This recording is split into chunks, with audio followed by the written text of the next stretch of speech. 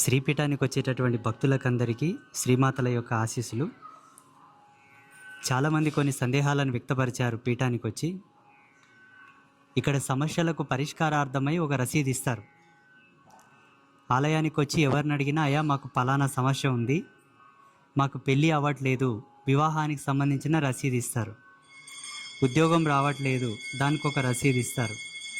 సంతానం కావట్లేదు, దానికి ఒక రసీదు ఇస్తారు. ప్రతి సమస్యకు సంబంధించిన రసీదులు ఒక చిట్టి రూపంలో ఇస్తారు. దాంట్లో చేసుకోవాల్సిన పూజ, ఎన్ని రోజులు చేసుకోవాలి, ఆ పద్ధతి అంతా ఉంటుంది. చివరికి మీరు చేసినటువంటి పూజా ఫలమును ఒక వస్తువులో నిక్షిప్తం చేసి ఇస్తారు.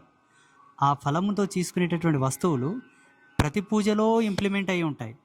ఉదాహరణకి నరదృష్టి నరఘోషలో తాయెత్తు ఉంటుంది, పగడం తాడు ఉంటుంది, రక్షాసూత్రం ఉంటుంది.